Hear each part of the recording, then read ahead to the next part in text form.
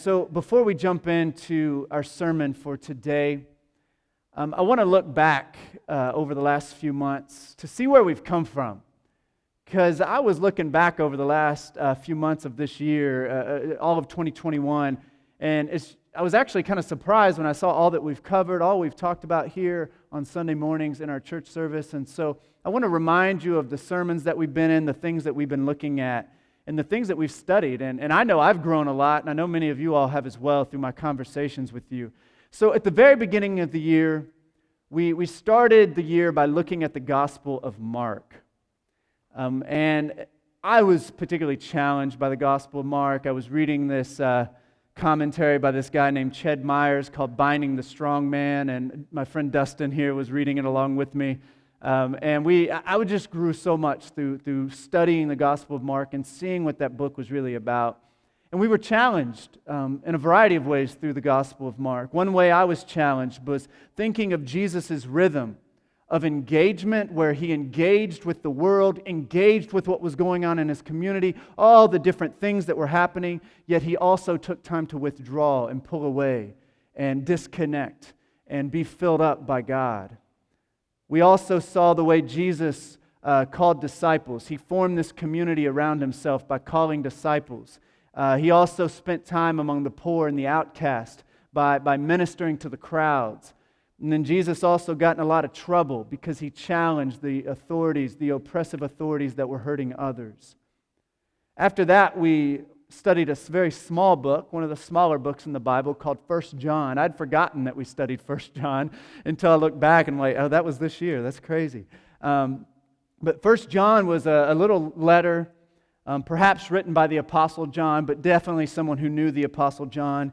And it was written to a group of house churches who followed the leadership and teaching of the Apostle John. And this group was very divided. They had a church split, and some people went off and did their own thing, and they had a lot of conflict. And so the writer of this letter was really trying to remind people, hey, Jesus is all about love. He's about unity. He's about us trying to stick together with one another, even through our differences. So then we took a trip all the way back to the Old Testament to look at the first three kings of Israel, Saul and David and Solomon. And we looked at 1 and 2 Samuel and a little bit of 1 Kings. And we read some really messy stories in those books about David, about Saul, about Solomon. And we saw the way, though, that God was still faithful through really imperfect people. God was faithful through really complicated situations. And we saw that God's plan still was able to be achieved even when people like David honored God, but then also greatly dishonored God by the way that he lived. And then last week, we just finished our other series in the book of James. And James was the brother of Jesus, and James lived by the Jesus creed of loving God with all his heart, soul, mind, and strength, and he loved his neighbor as himself. And James advocated for the poor and the suffering. He particularly was ministering to the Jewish Christians in Jerusalem who were greatly suffering. And he challenged his community to live with integrity and to be people that lived out the things that they preached. And so this year we've looked at some stuff in the Old Testament. We've looked at one gospel, and we looked at two letters in the New Testament. And this morning we're actually looking at one more letter in the New Testament as we kind of round out our year moving towards Advent. And so this letter that we're going to look at today actually comes directly before the book of James. And does anybody know what it is? Making sure it wasn't revealed on the screen behind me or something. Hebrews, that was good. Someone knew. I like it. So we're going to look at the book of Hebrews. And I am excited about this. I've not spent a lot of time studying Hebrews. And so I'm looking forward to getting into this. And hopefully you all can spend some time studying Hebrews with us as well. Next week we're going to have a handout to give you that really outlines the text that we're going to be looking at every week. And so you'll know what to read ahead of time if you want to follow along with us and be reading the book of Hebrews along with us. But I want to start today by giving you an introduction, sharing a few things about this book, and then just giving us some things to think on as we move into the meat of this book over the next few weeks. So the first thing I want to say about Hebrews is that Hebrews is a letter, all right? Someone wrote Hebrews. There was a writer, and they wrote it to a particular group of people for a particular reason. And that's important for us to remember when we read the Bible. Much of the Bible is actually has an author who's writing to somebody in particular. And so in a sense, we're reading someone else's mail when we read the Bible. And so we need to remember that, because that's going to help us understand what we're reading. Now, we also need to understand Hebrews is a letter, but it's a little bit of a unique letter. It's more like a sermon than a traditional letter. Hebrews was meant to be preached. It was meant to be proclaimed with passion and power. The writer of Hebrews, pretty clear, wrote it to be read and preached aloud within a particular church. And so in the Greek, when you read it, you can see a lot of ways that the author was trying to engage the audience by giving them things just to make it be read aloud. Often when I write to say something out loud, which is different if I was just writing a book, right? It's not, my sermons are not written to be read, and so if I ever gave you a sermon, you're like, that's bad grammar. And I'm like, well, I'm writing it to say it in the way I like to say it, you know? And so Hebrews was kind of written that way. I'm going to refer to it as a letter, but it's actually a unique kind of letter. And it's fairly different from the other letters that we find in the New Testament. So it is a letter, all right? The second thing, the author of this letter of Hebrews is unknown. We do not know who wrote Hebrews. This is not true for other letters. A lot of Paul's letters, it's pretty clear Paul wrote them. However, for this one, we don't know. Some have said Paul wrote it, but since Paul wrote much of the New Testament, I think many people just assumed he wrote Hebrews as well, but it seems very unlikely that Paul wrote this letter. Others have said a guy named Barnabas might have wrote the letter. The most compelling figure, I think, is a guy named Apollos that was connected to Paul. You can read about him in Acts, but it seems like Apollos may have been the author, but we don't know for sure. Some people have even suggested that Priscilla might have wrote this letter. And so there's a lot of different ideas about who wrote this letter, but it does not mention an author. And so we don't know. We're just kind of making educated guesses. The third thing I want to say is that the audience of the letter is also unknown. So not only do we not know who wrote it, we don't know who this person was writing to. You know, when you read like Corinthians, for instance, it's pretty clear Paul was writing to people in Corinth. This letter is called To the Hebrews, but that title was actually given later. It wasn't part of the original script that was written there. And also, I think it was just added because Hebrews talks a lot about the Old Testament. There's a lot of quotes from the Hebrew Bible, and so people just assume that the writer was probably writing to Hebrew people or Jewish people. Though it seems that the author was probably writing to Jewish and Gentile Christians. And so we don't know who this letter was written to. We don't know where they lived. We don't know exactly what was going on during that time. Another thing that makes this letter a little challenging is that the date of the letter is also unknown. We don't know when this letter was written either. We know it was written sometime before around 100 AD because they found other writings around that time that quote Hebrews. And so if they're quoting Hebrews, then it had to have been written already, right? But we don't know before then. Some people think maybe before the temple was destroyed in 70 AD because that's not mentioned in Hebrews. You know, we don't know. It's just people making educated guesses. So we're not sure when the letter was written either. So the author, the audience, and the date, all unknown. The fifth thing I want to say is that, and this makes it unique. It is one of the most beautiful and well-written books in the Bible. The Greek in Hebrews is the best Greek that you will find in the whole New Testament.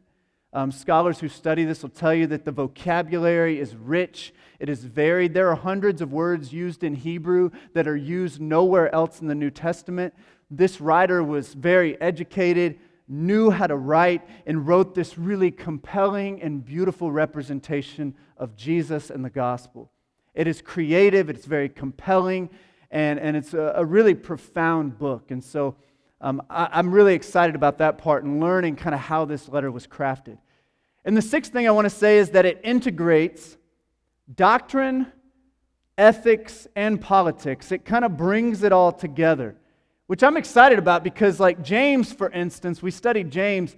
James didn't have a lot of doctrine or theology. James was very practical. It was all about ethics, about the way that we live our life. He didn't talk much about theology, yet Hebrews kind of has it all. And so we're going to get into a lot of different stuff in the book of Hebrews. So this morning, I want to talk to you a little bit about the purpose of this letter. Now, you can imagine it's going to be hard to figure out the purpose of a letter if we don't know the author, if we don't know the audience who they wrote it to, and we don't know when they wrote it. It's going to be very hard to understand why the letter was written if we don't know any of those things. It's like, think about if someone handed you a handwritten letter and they said, hey, I want you to read this and tell me why this letter was written. And you didn't know who wrote it. There was no person who signed it at the end. There was no person that it was addressed to at the beginning. You didn't know when it was written. It could have been written in 2021 or it could have been written in 1930. You have no idea, right? That would be a really hard task to try to read it. Now, how would you go about doing that? Well, you would read the letter and look for clues, right? You would read it and think, is there something referenced in here that might help me understand something that might be going on with these people who were exchanging this letter? And so what I have done, and as I've read, is if I read about the clues and looked for things within the letter to try to help me understand what was going on and with the people that were writing this and also the people who received it. We have to look for those clues. Now, one thing as you read through Hebrews, you'll see as you read through it, one thing we know for sure is that some members of the community were leaving the faith. They were walking away from Jesus. Or they were almost there and considering leaving the faith. They had lost their fire. They had stopped. It talks about how they had stopped attending the church gatherings and they were sliding away from that previous commitment that they had to Jesus. It appears that a lot of these folks, when they first heard about the gospel, they were excited about it. They were on fire. Do y'all remember when y'all first heard about the gospel and you gave your life to Jesus and you just were on fire? You were so excited. This is these folks. They were so excited about Jesus. They received the gospel with joy. They gave themselves to the way of Jesus. They were all in. But something was going on that was leading them to consider giving up on that. Giving up on Jesus and walking away. Now, we're not a whole lot removed from this, right, today, because a lot of folks are walking away from the faith. Many of you all may have already walked away or you're considering walking away because of a lot of things compressing in on you, right? This was happening to the Hebrew people, these people who received this letter, Hebrews. So later on, if we read Hebrews, we start to see one of the reasons that they were walking away from their faith. And it was because they were experiencing a lot of persecution, a lot of tension, and a lot of conflict with their neighbors. Now, this was true for a lot of the first Christians. They were not well received in their culture. The early Christians were viewed with a whole lot of suspicion. We have people today that we sometimes view with suspicion, right? We don't trust them. And the Christians were not trusted. These early Christians. The culture around them did not understand them and often did not seek to understand them. The first Christians were accused of a lot of things, and some of them seem a little out there. They were accused of cannibalism, for one thing, because they partook in the Lord's Supper, because we talk about how the body and blood of Jesus were eating the body of Jesus, were drinking the blood, and some people didn't understand what they were talking about and made assumptions about them. They were also accused of being incestuous because they called each other brothers and sisters and they shared these meals called love feast. They were also accused of being atheist, which you may be like, what? They believed in God, but they didn't worship the Greek gods and they would not worship the emperor as God. And so the people around thought that they were atheists because they wouldn't worship their gods. So increasingly what happened is they were not able to take part in a lot of things that were going on around them. They could not take part in the wealth of the cities, and they often lived in poverty. And they struggled to find work because no one wanted to employ these strange people or work with these strange people. So think about it. These people gave their lives to Jesus. They were so excited about it. They started following the way of Christ. They started loving the outcast, caring for the poor. They started worshiping together, taking the Lord's Supper, worshiping God. And things didn't get easier for them. Things actually got harder for them after they gave their life to Jesus. They were viewed with suspicion by their neighbors, and they were often the victims of persecution. Some, it talks about in Hebrews, had their homes confiscated, were taken from them. Imagine if someone just came and took your home from you. That's actually happened in American history, by the way, that people have come and just taken homes from others because they saw them as threats. This was happening to these early Christians. They even feared for their lives, some of them.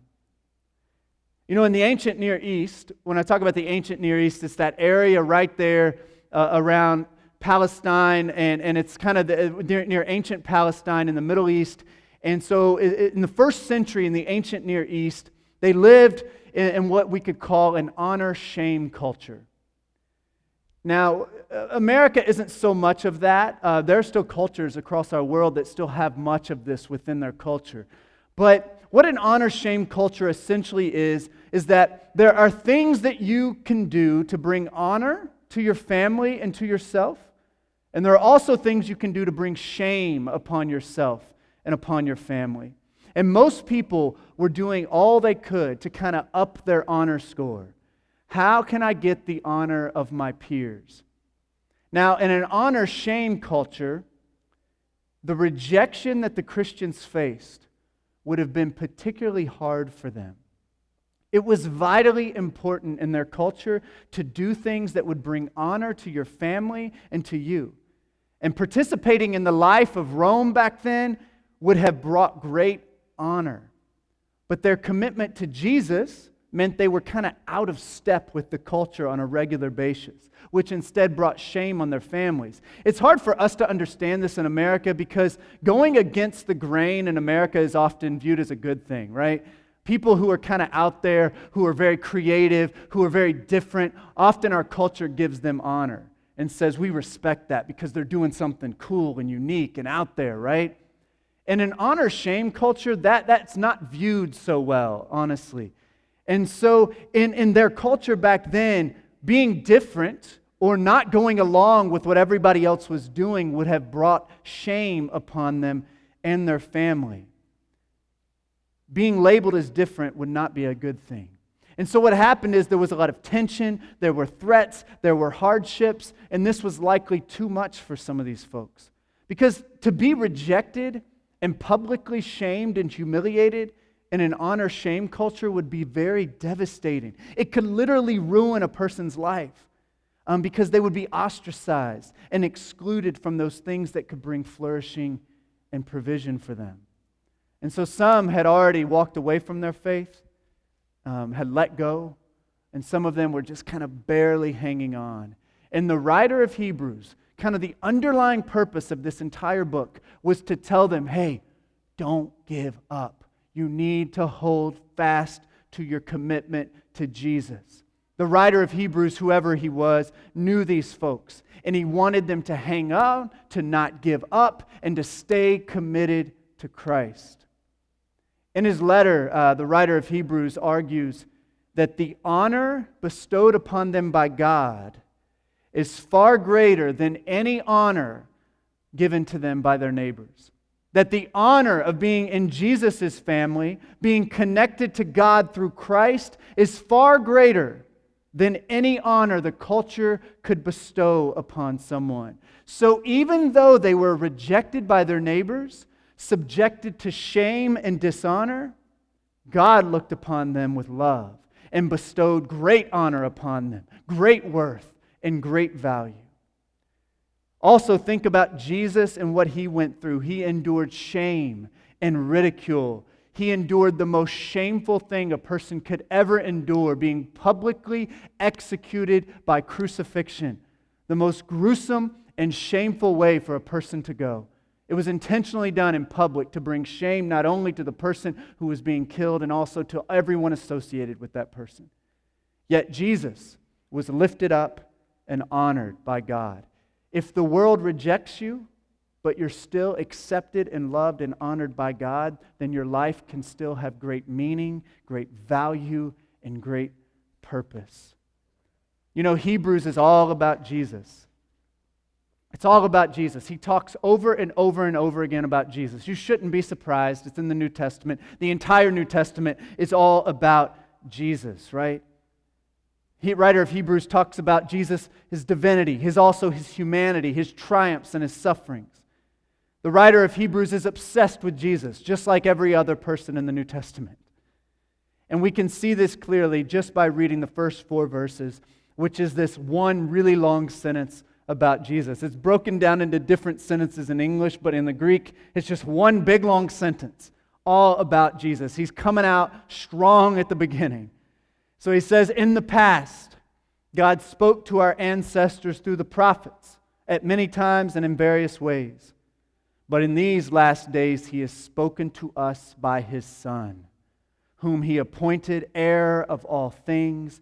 Through Him also made the universe. He says the Son is the radiance of God's glory, the exact representation of His being, sustaining all things by His powerful word. After He had provided purification for sins, He sat down at the right hand of the Majesty in heaven. So He became as much superior to the angels as the name He has inherited is superior to theirs. So he begins this letter with this beautiful sentence of 4 verses showing how important Jesus is. Now you can't tell in English, but in the Greek that it's originally written in, he uses alliteration to amplify his point. And alliteration is when you say many words starts with the same sound, the same letter. And so he says a bunch of words that all start with the P sound.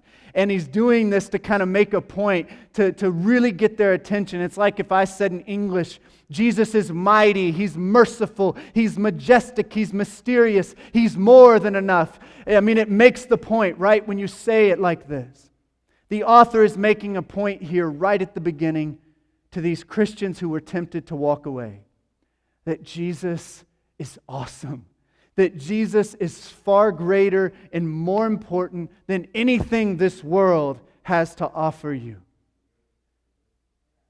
You know, Jesus was an amazing man when He walked among us.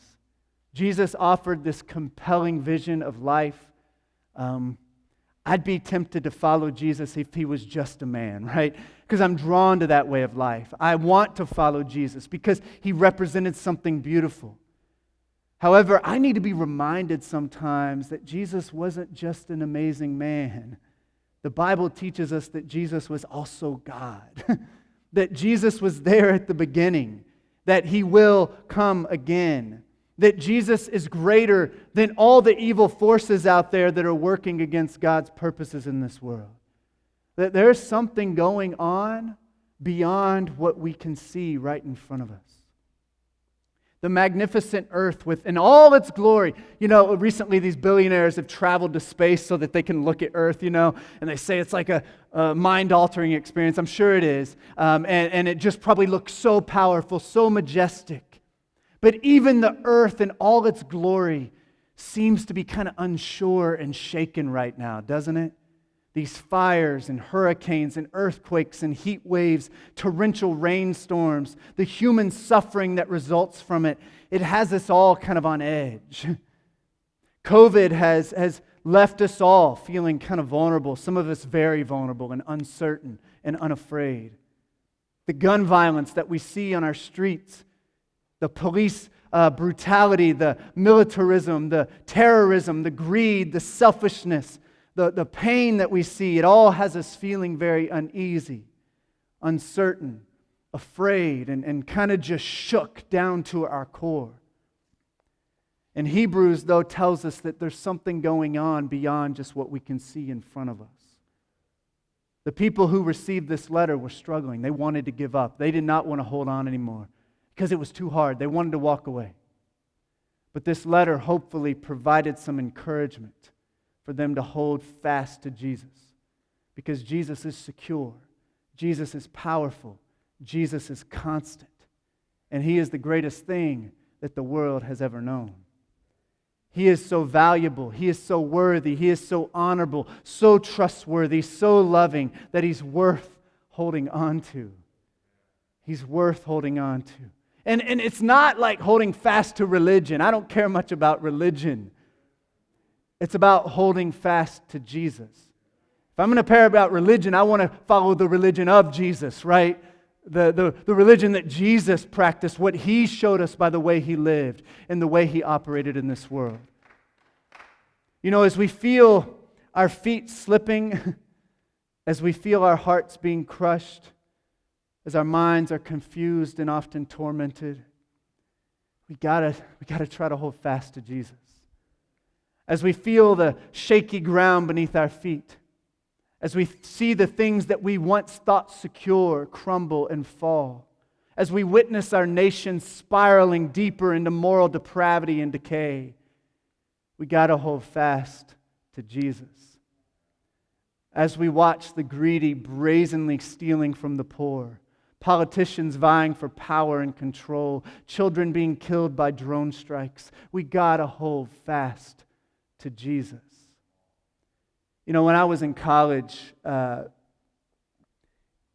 wife and I, we were dating at the time and went to school down in Florida. And I remember we had a lot of conversations while we were in college about our faith. And both of us had some profound doubts that we were wrestling with when we were in college. We started this happens often with young adults, when you get to a certain age, late high school, and then you start going away to college, your eyes and your vision's kind of expanded, and you start to see things, and you're like, y'all never told me about this, like this world's really messed up, right? And you start to see things, and when we got to college, we started to see that there was so much suffering and terrible stuff going on all around us all the time. And it really caused us to want to question whether God was really there and if God was good. And so we had a lot of conversations about this, and it almost wrecked our faith at some points. And I remember one night, Laura was in this class with this just kind professor, this older man, and they had this thing they were doing one evening where they got together outside of class time to talk and dialogue. So I remember we were sitting there talking with these other students about all the things that we're seeing going on around us, all the stuff that we're like, man, the church just isn't talking about this stuff. The church doesn't care. And we were just really overwhelmed by the weight of the suffering and evil and awfulness in the world. And he looked at us and he had tears in his eyes. And he asked us, he says, y'all, he's like, it's got to come back to this. He's like, do you really believe that Jesus is the hope for the world? He said, do you really believe that Jesus is the hope for all this stuff? That Jesus can bring hope in the midst of all these painful and dark situations? And do you believe Jesus is going to make it right?